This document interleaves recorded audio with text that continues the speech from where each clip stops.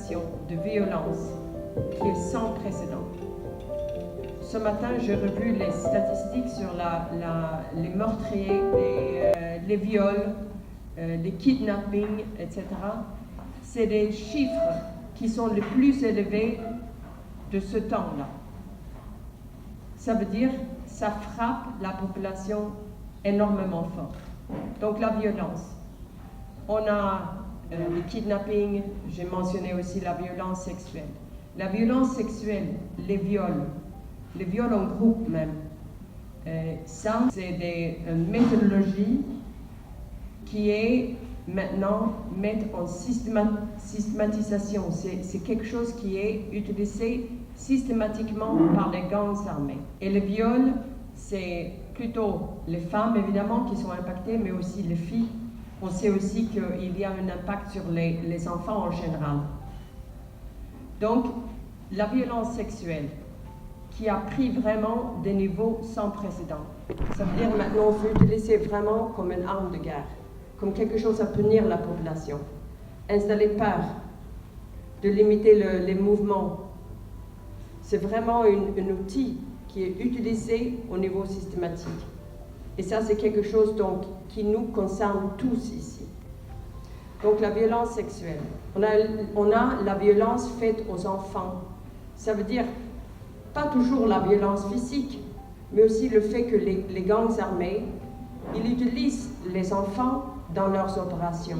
Un phénomène évidemment provoqué par la violence, et quand je parle de la violence, c'est plutôt le capital qui est affecté, mais on voit plus en plus aussi Artibonite. C'est un privilège pour moi d'être avec vous ce matin en vue de participer à l'ouverture de la retraite du Réseau pour l'égalité de genre en action humanitaire REGA. Avant toute chose, je voudrais vous saluer et vous souhaiter la plus cordiale bienvenue à cette importante activité qui vise à planifier les activités du REGA pour l'année 2023 et dégager les leçons apprises antérieurement pour mieux prendre en compte la question de l'égalité du genre dans les programmes humanitaires en Haïti. Le ministère à la condition féminine et aux droits des femmes, tenant compte de sa mission de concevoir, d'élaborer, d'appliquer et de faire appliquer les politiques publiques en matière de la condition féminine et des droits des femmes, encourage et soutient le REGA, car cette initiative s'avère d'une importance capitale. Elle témoigne l'engagement des acteurs au développement des capacités, au renforcement de la promotion et de la dimension genre de l'action humanitaire.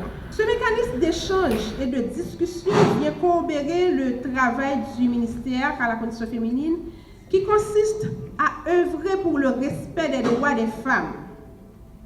En outre, le MCFDF apprécie l'appui de l'équipe de coordination du programme humanitaire, des partenaires techniques et financiers, des organisations membres du REGA qui ont travaillé avec acharnement en termes de plaidoirie pour une réponse humanitaire genre, transformatrice et le renforcement du leadership des organisations féminines et féministes.